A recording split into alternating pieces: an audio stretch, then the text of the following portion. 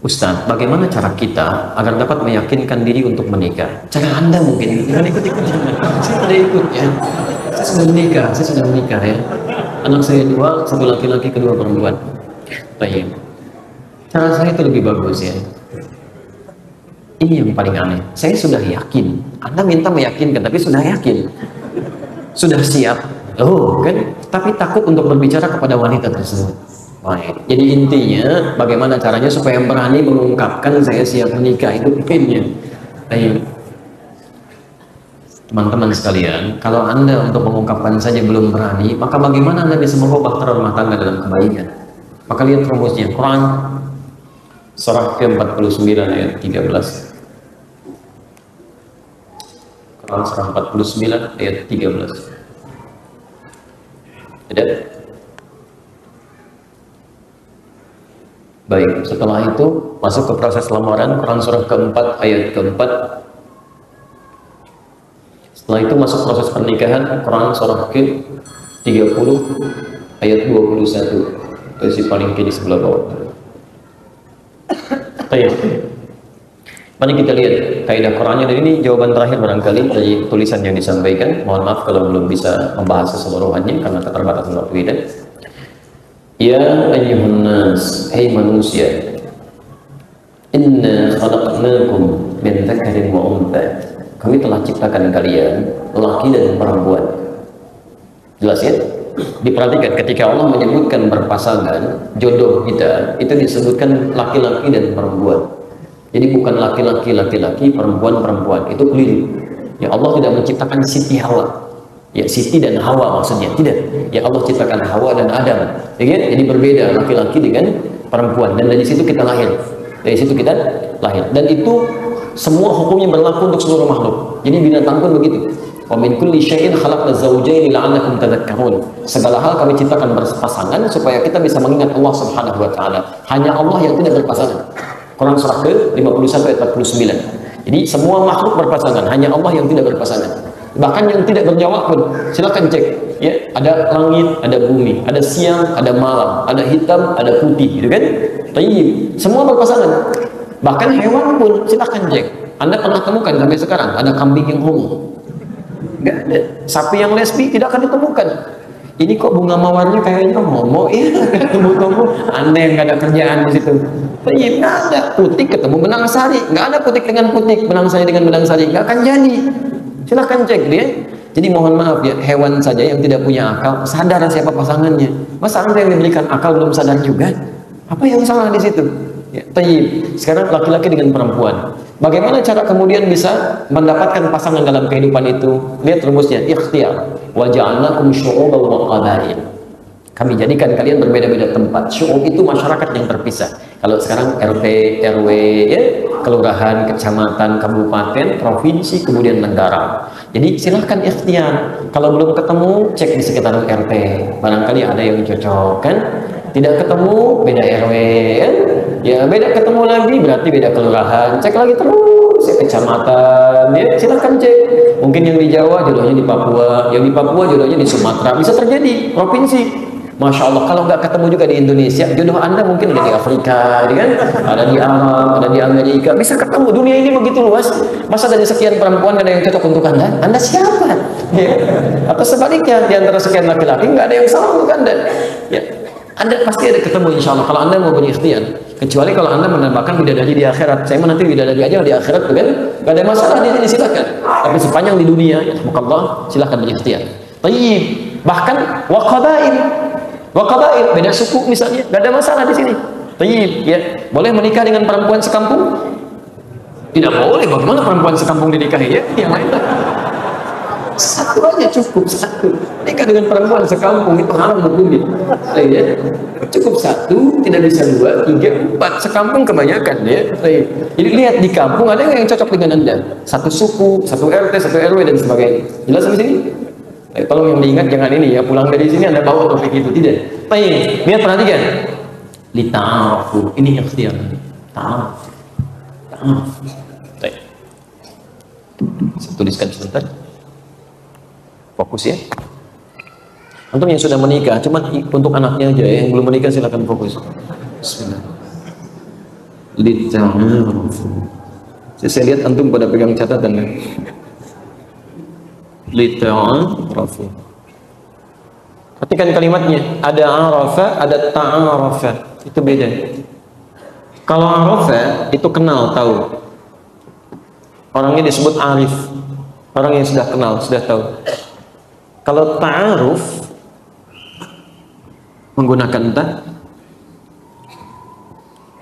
taknya menunjuk pada makna usaha yang serius, usaha serius. Alifnya menunjuk pada makna saling. Jadi ada dua sisi di sini. Jadi kalau Anda ingin mencari pasangan, kata Allah, setelah menemukan tempat-tempat tadi, ada dikira cocok misalnya dengan baik, maka dalil Quran bukan pacaran. Bukan bertindak misalnya yang maksiat dan sebagainya. Maka usaha yang serius untuk saling mengenal satu dengan yang lainnya. Dan kata alif ini di sini, makna saling ini tidak harus kemudian antar personalnya. Bisa juga melalui orang-orang yang kenal dekat dengannya, tanyakan pada dia, atau kalau sudah jelas sampaikan maksudnya. Dalam konteks pertanyaan tadi, mohon izin, kalimatnya diawali dengan saling mengenal dulu. Jangan cepat-cepat menyampaikan maksud, jangan kelihatan sedikit begini, tiba-tiba langsung antum sampaikan. Tidak, kenali dulu siapa dia. Dan pengenalannya keluarkan kriteria sunnah Nabi SAW. Ya, jangan cuma beberapa ciri fisikal, tidak. Kata Nabi, tunkahul mar'atu li arba'in. Perempuan dinikahi dengan 4 motivasi, 4 hal. Ya, pertama li jamaliha, ya karena cantiknya. Tapi bukan jamilah di sini, tapi jamal. Kalau jamilah itu cantik fisikal. Tapi kalau jamal itu sifat kecantikan yang diridhoi Allah Subhanahu wa taala. Ya, mohon izin ya, mohon maaf kalau diteruskan ke hadis-hadis Nabi, cantik itu ternyata bukan dalam keadaan fisik yang relatif. Kan orang bilang cantik itu relatif kan, kalau jelek mutlak gitu kan. Tapi dalam konteks ini apa yang menjadikan cantik itu relatif? Ternyata ada kaitan dengan akhlak. Saya mau tanya sebentar, cantik mana Sayyidah Khadijah dengan Zainab, istri Nabi? Anda pernah lihat? Katakan Wallahu a'lam, nggak usah ngarang. Ingat saya katakan, pelajaran mengharang cuma ada di bahasa Indonesia. Di sini nggak usah dipakai. Ya, kalau nggak pernah lihat, coba katakan Wallahu a'lam. Zainab binti Jahsh itu begitu cantik, luar biasa. Orang melihat mata tidak berkedip, wajah tidak menoleh. Saking cantiknya, jauhlah dibanding ibu yang ada sekarang, kan? Itu luar biasa. Karena itu ketika Nabi menikah dengan Zainab, fitnah muncul. Oh, itu Muhammad cuma pengen menikah dengan dia saja. Ya, menggagalkan pernikahan anak angkatnya, cuma ingin menikahinya, cuma karena syahwatnya saja. Tapi dari beliau tidak pernah punya keturunan. Biasa. Maaf, dan tidak disebut dalam mimpi Nabi. Sayyidah Aisyah disebut dengan Humaira, cantik kemerah-merahan, tapi tidak disebut dalam mimpi Nabi. Siapa yang disebut? Sayyidah Khadijah. Khadijah. Nah, Sayyidah Khadijah ketika dinikahi oleh Nabi SAW dalam keadaan beliau janda, kan? Telah menikah dengan laki-laki lain dan punya anak juga, dan Nabi sayang dengan beliau, cintanya luar biasa, Masya Allah. Apa yang menjadikan begitu dicintai oleh Nabi? Jamalah, ada faktor keindahan melekat pada dirinya. Dilukiskan di Al-Bukhari, nomor hadis yang keempat, posisi paling kanan sebelah bawah. Lihat kalimatnya, saya lukiskan sebentar aja ya. Ketika Nabi SAW turun dari Gua Hira, jadi di Gua Hira wahyu belum turun. Setelah Al-Alaq turun, Nabi biasa bertahanus. Kemudian wahyu belum turun, Nabi turun ke bawah. Itu siang-siang. Begitu turun siang-siang, tiba-tiba dengar suara Muhammad. Sementara Rasulullah melihat ke kanan, tidak ada orang. Kiri kosong, depan nggak ada, ke belakang kosong. Begitu ke atas, tiba-tiba ada makhluk berjubah putih, gitu kan? Seperti duduk di antara langit dan bumi, mengatakan Muhammad. Sedangkan Nabi belum pernah melihat makhluk ini sebelumnya, karena Jibril ketika turun menyamar jadi laki-laki yang memeluk Nabi, belum muncul seperti rupanya. Gini aja lah ya, situasinya kita hadirkan sekarang. Nih antum pulang dari sini siang-siang, nggak usah malam. Begitu keluar, ada Pak Majid di sini, Pak Majid. Masya Allah, dari kanan nggak ada orang, kiri kosong, belakang memang nggak ada juga. Begitu lihat ke atas, jubah putih duduk begini, Pak Majid. Apa reaksi antum di situ? Maka kata Nabi, faro'ibtu minhu. Ro'ibtu itu keadaan khawatir, takut sampai bulu kuduknya naik. Itu Nabi takut, khawatir. Jadi takut itu biasa, Pak. Itu fitrah. Yang paling aneh manusia yang nggak pernah takut, itu aneh. Saya tidak punya rasa takut. Kamu siapa? Nabi aja takut, masa Anda enggak? Yang tidak tepat itu yang orang yang larut dalam ketakutan. Terus begitu itu ada masalah itu. Tapi yang paling menarik, begitu beliau khawatir, takut, luar biasa, sampai ke rumah. Begitu diketuk pintu rumahnya mengucapkan salam, dibuka oleh Sayyidah Khadijah. melihat wajah Sayyidah Khadijah, setengah kegelisahannya hilang. Cuman lihat wajahnya aja. Kemudian digenggam tangannya, dia mengatakan, Nabi mengatakan, zammiluni, tolong selimuti saya. Dibawa oleh Sayyidah Khadijah ke kamar, diselimuti oleh beliau. Perhatikan, dikatakan kalimat, dan puncak kalimat ini yang membuat jiwa Rasulullah SAW tenang seketika. Zawjil karim, suamiku sayang, engkau itu orang baik, engkau tidak punya musuh, engkau selalu menyambung silaturahim, engkau suka bantu orang, yakinkan pada jiwamu, aku akan selalu bersamamu dalam suka dan duka. Itu seketika hilang semua kegelisahannya, tenang beliau. Turunlah kemudian malaikat menurunkan surah Al-Mudaththir itu, ya ayyuhal mudaththir qum fa'anzir wa rabbaka fakabbir. Itu kisahnya. Tapi poinnya adalah bagaimana seorang suami dengan segala kegelisahannya, begitu lihat istri tiba-tiba tenang, begitu mendengar kalimat istri nyaman jiwanya. Padahal dibandingkan dengan kecantikan orang lain belum tentu sama, tapi indahnya luar biasa.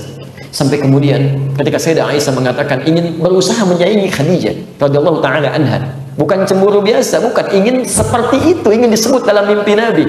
Ya, kata beliau, apa sih keistimewaannya? Masya Allah, kata Nabi, dia perempuan pertama yang beriman kepadaku saat semua yang lain diingat.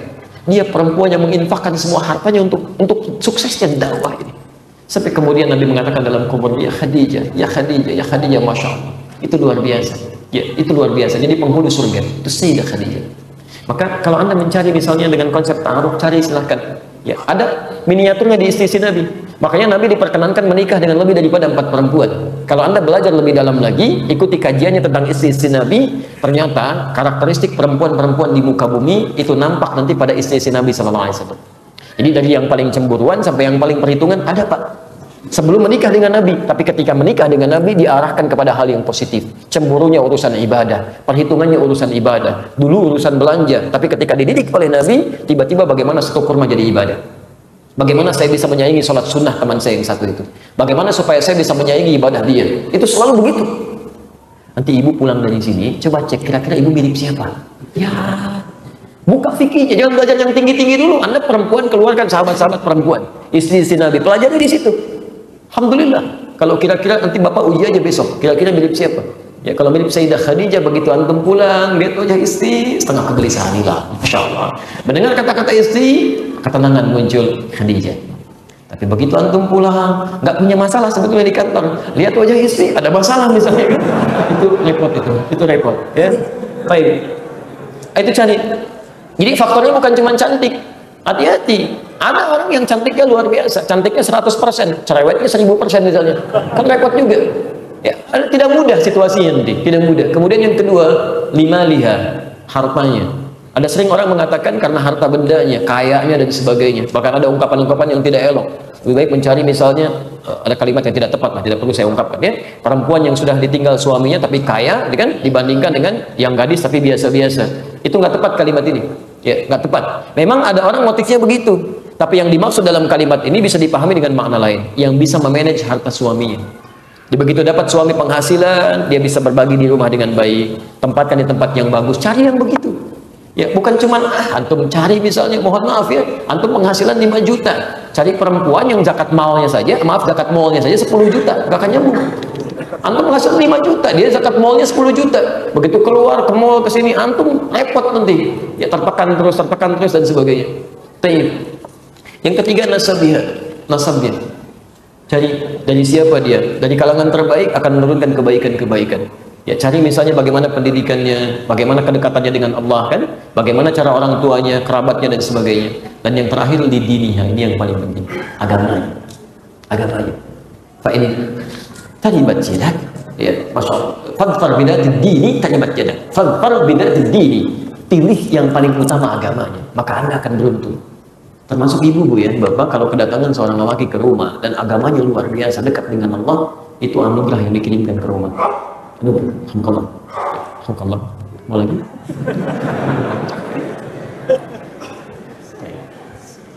Jadi teman-teman sekalian, untuk ta'aruf itu caranya. Amati dulu, lihat, kalau sudah cocok kelihatan, baru kemudian sampaikan. Cara menyampaikannya, kalau tadi masih kurang ada keberanian, sampaikan dengan orang terdekatnya. Sampaikan, nyatakan, supaya terhindar dari maksiat-maksiat yang tidak diinginkan. Ya. Dulu orang-orang Arab sering membuat kalimat-kalimat yang indah. Kadang-kadang ngambil syair tertentu di makna yang lain, cuma ditarik ke dalam bahasa dia. Ya, ada syairnya Abu Nuwas misalnya kan, ilahi lastul firdausi ahada wala aqwa 'alan naril jahimi fahab li taubatan waghfir dhunubi fa innaka ghafirud dzambil 'azimi. Asalnya itu tobatnya Abu Nuwas di syair yang ditulis di bawah bantalnya sebelum meninggal dunia. Ilahi lastul firdausi ahla, ya Allah ya Rabb, saya bukan sebagai seorang penghuni surga firdaus, enggak layak saya menghuninya. Ya, wala aqwa 'alan naril jahimi, tapi saya pun tidak akan kuat jika berada di neraka ya Allah. Ya, fahami taubatan waghfir dhunubi, maka terima taubatku, saya taubat ya Allah. Ampuni dosa-dosa saya. Fa innaka ghafirul dzambil 'azimi, hanya Engkau yang mengampuni seluruh dosa-dosa saya. Asalnya ke situ maknanya. Dulu ada orang-orang Arab mengambil makna ini untuk menyatakan keinginan pada anak anak perempuan dari seorang laki-laki. Datang dia ke bapaknya menyampaikan dengan kalimat kiasan, ilahi lastul firdausi ahla. Bapak, calon bapak mertua, memang saya tidak layak sebagai penghuni rumah ini, anggota keluarga di sini yang seperti keadaan surga firdaus. Wala aqwa 'alan naril jahimi, tapi kalau saya nggak diterima seperti berada di neraka jahanam, Pak. Faham taubatan waghfir dhunubi, maka tolong terima segala kekurangan saya dan maafkan segala celah-celahnya. Fa innaka ghafirud dzambil 'azimi, saya sangat mengetahui bahwa bapak itu selalu menerima kekurangan orang lain dan bisa melengkapi dalam kebaikan. Masya Allah. Jangan dicatat ya, itu cuma informasi.